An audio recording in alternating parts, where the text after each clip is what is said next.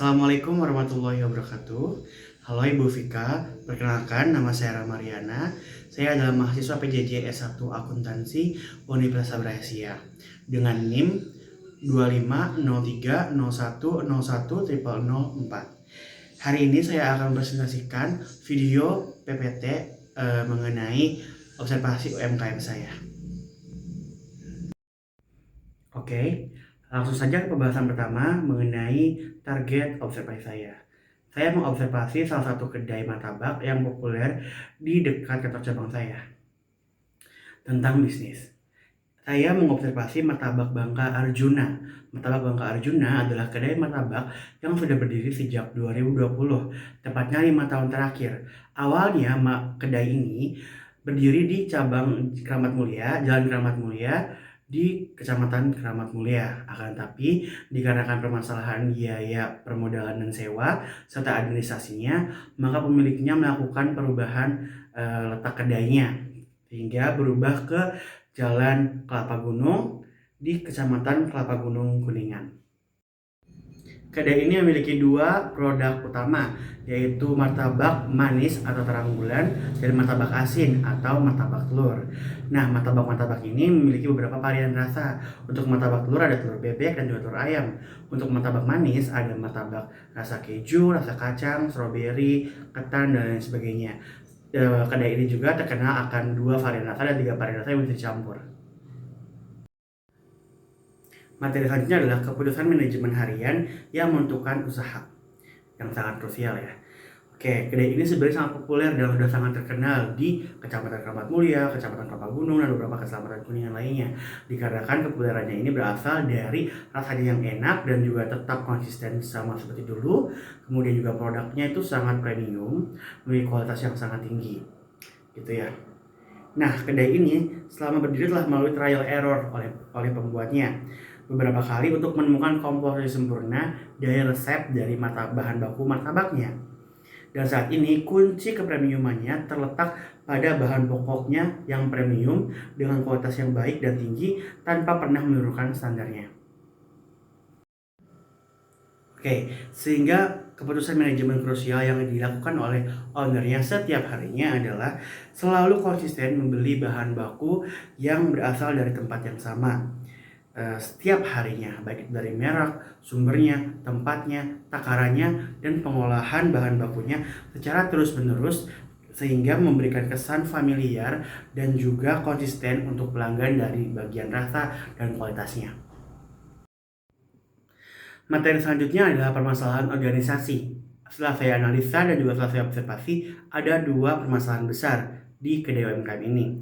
Yang pertama, UMKM ini sangat populer, sehingga dikarenakan kepopulerannya banyak UMKM lain yang membuat usaha yang sama di dekat kedai ini.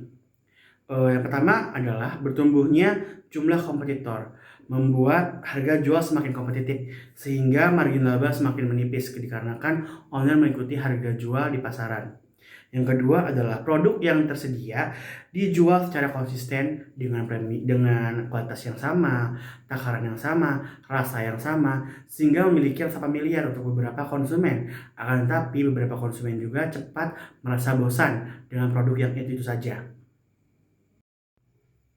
Oke, untuk selanjutnya adalah rekomendasi manajemen yang sederhana yang saya berikan untuk UMKM ini. Yang pertama adalah pembuatan produk sampingan.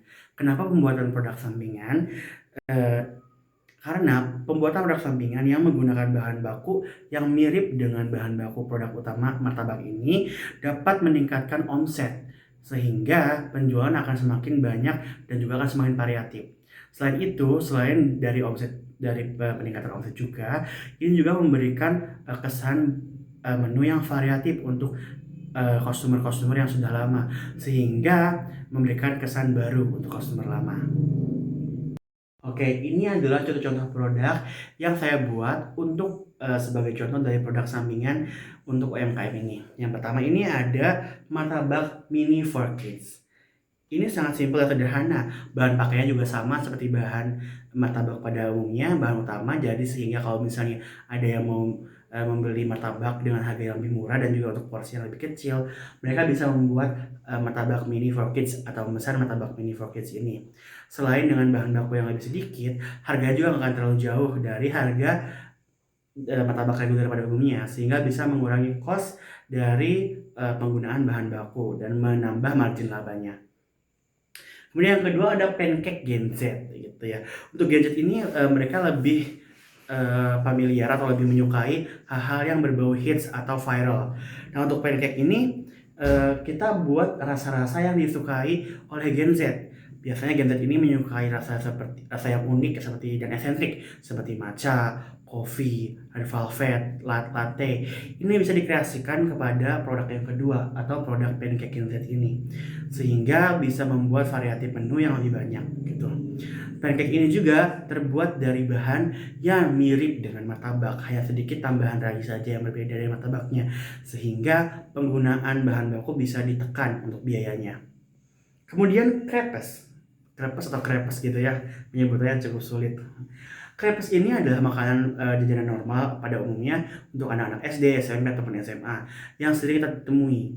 Nah, crepes ini ternyata bahan bakunya itu mirip banget seperti adonan dari martabak. Sehingga kalau misalnya kita memiliki, lebihan dari bahan baku martabak tersebut, kita bisa gunakan untuk menu crepes ini. Crepes ini juga lebih mudah dijual dikarenakan lebih murah dan juga lebih konsumtif untuk anak-anak gitu. Jadi akan sering terjual untuk anak-anak gitu. Oke, untuk rekomendasi manajemen selanjutnya, saya ambil untuk promo paket bundling.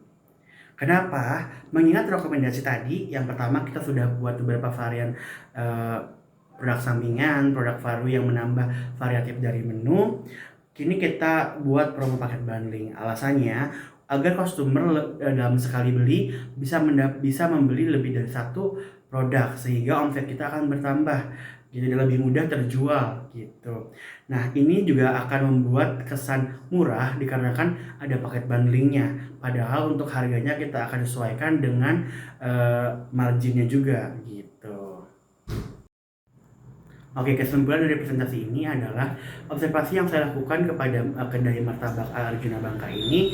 Setelah saya observasi dan analisa, saya menemukan manajemen krusial yang biasanya digunakan oleh ownernya, yaitu tidak pernah melakukan pergantian pembelian bahan baku dan secara konsisten terus-menerus membeli kepada merek, takaran dan juga pengolahan bahan yang sama untuk menjaga familiar rasa dan konsistensi dari rasanya dan juga kualitasnya.